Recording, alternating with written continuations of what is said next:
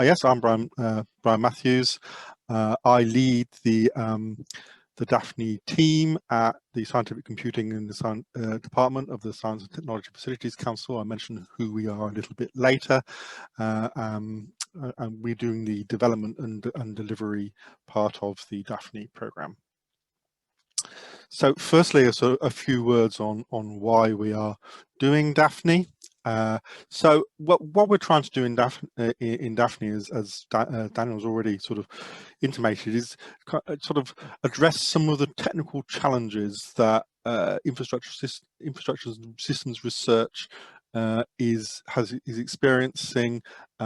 Infrastructure systems research becoming increasingly data intensive, computing intensive, and this leads us into a lot of problems that we need to be able to scale up. With more data, we want to get higher resolution, we want to get more spatial and temporal coverage. Therefore, we need more and more compute resources to deal with all that increased capacity. Then we have serious issues of data integration and exchange. We want to be able to share our data between ourselves as we're working in collaborations, while respecting that security already mentioned. So we need common standards for our metadata and for the formats to enable that. And we need to be able to integrate between models, capture their dependencies between them, integrate across scales. We want to be able to work on between an individual item of equipment right through to a region or a city or the whole country. And also across sectors, we want to be able to work across different sectors between water, energy, land use, digital transport sectors, models one of the sectors, but also in other parts of the world, into the natural environment and into the economic and social environment in which all this infrastructure sits. So, and when we look at digital twins, when we want to use digital twins, we've got a whole extra layer of complexity, as we've seen, where we've got this connections with sensors in real time and actuators and this real time input and output, and then doing real time models combined with an analysis of large scale historical data for our decisions. So there's a major computing challenge that this brings, and this is sort of increasingly becomes difficult for an individual research group to be able to manage that on their own. So what we have proposed with DAFNI is a sort of a community hub to bring some of these things together. So a place where we can bring models and share together and data together and share them between us to support collaborations, allow us to scale up, and also provide a legacy, a place where these things can persist, these data models can persist for the long term, beyond the lifetime of an individual project. So what we're trying to do in DAFNI is provide this hub, this infrastructure to research community. So what we have is a hybrid high performance computing platform. I don't go into details of that, but we do have some reasonable computing resource underpinning DAFNI. And on top of that, we're building a secure repository where we can bring together data on national infrastructure and also models from a diverse area, parts of the research community. And then, having got them onto the platform, enable further research by allowing that data and models to be accessed and executed, building multi-systems models of infrastructure assets and systems, and then a place where we can make those available for the long term. So that's what we're trying to do in DAFNI. What are we actually doing? Well, Daniel's already mentioned it's a part of a major program, the UCRIC program, where there's been an £8 million investment in building this platform. We're via a consortium of 12 partner universities, led by University of Oxford, but including the University of Sheffield, of course, and ourselves, STFC, the Platinum Laboratory, as a hosting and development partner. We are slightly out of the sector, but our job is to provide large-scale infrastructure, including computing infrastructure, to support the UK research community. So we have quite a lot of experience in supporting computing systems for underpinning research. And then we can use this as a place where we can build partnerships between academia and government and industry as a hub for that type of research.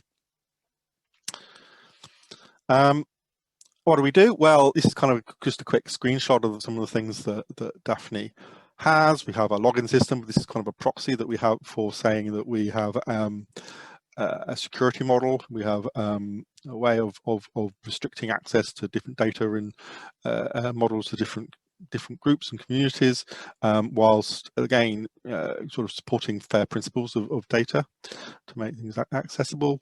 We have mechanisms for storing data and providing data back to the community via data catalog, so people can upload different data sets and make them available to everybody, or keep them restricted to their particular user community. Similarly, a place for uploading and executing models.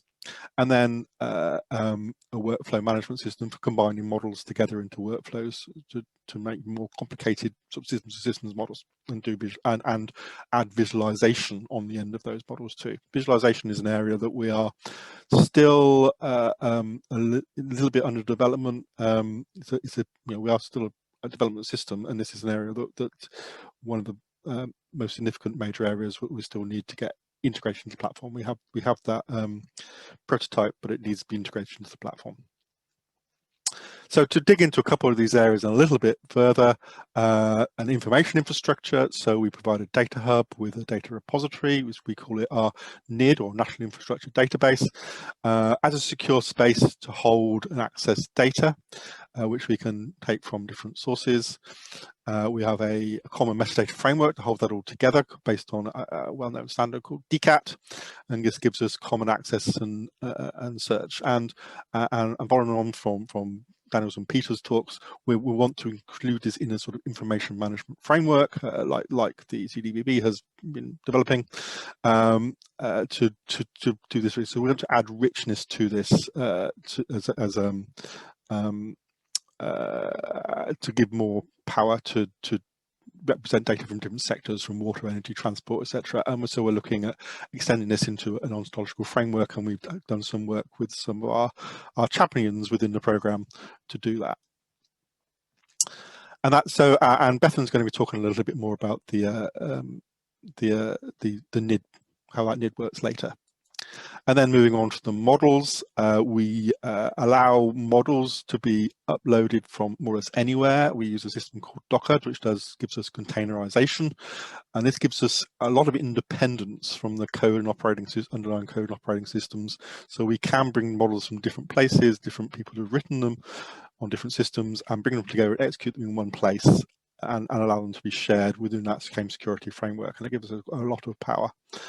They can run on our HTC cluster using a system called Kubernetes to orchestrate those together, access the data in the NID, all within the same security model. And then we can use those models in what we call our NIMS, our National Infrastructure Modeling System service, to build workflows where we can chain these models together, couple them together, and use quite sophisticated different systems models to allow this scaling up and down different sectors and different scales. And Tom's going to talk a little bit more about this later in today's presentation. So that's a kind of a very brief tour of what DAFNI does, how we're using it. Just a few quick examples. So these are some earlier examples we did to show the scaling up. So this is an example where we ran a model from Southampton, looking at where you place new stations on a railway line and where the demand for that station might come from, so you can best optimize where the placing of that station is. And this is another model based on the SIMIM model, looking at economic development in the Oxford-Cambridge corridor, based on different urban development patterns in that area, and how that affects the economic activity. We have been working with the ITRC consortium, particularly on the model called NISMOD, which is a major systems of systems model for national infrastructure, and Rose, I think, will be talking a little bit more about our work on that a little bit later. So I won't dwell on that. And we're sort of bringing that systems of systems approach into a new project that we started a few months ago, working with the University of East Anglia, called OpenClim.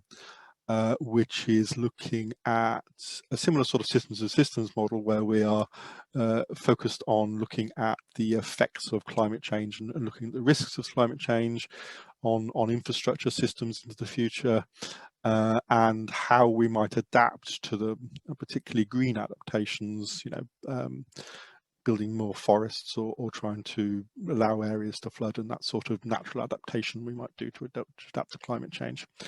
And again, these are early workflows we've defined where we have a sort of climate change information coming down here. We have some urban development models coming on here, and then some flood models here. So how the climate and different urban environments affects how flooding affects in a particular area.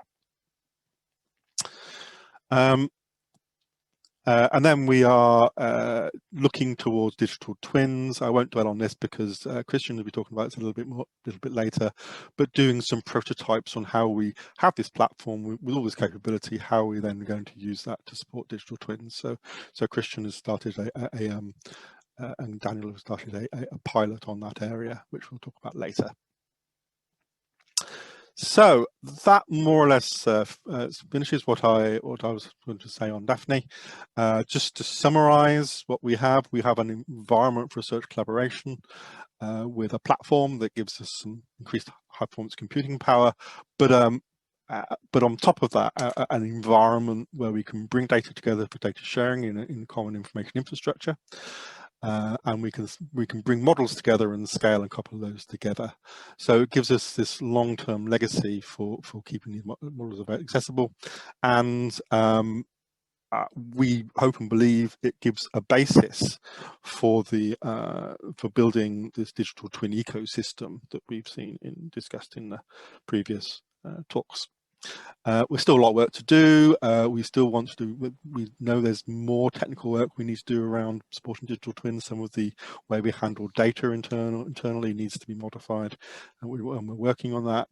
And we want to increase our data ontology support. So it's still a work in progress.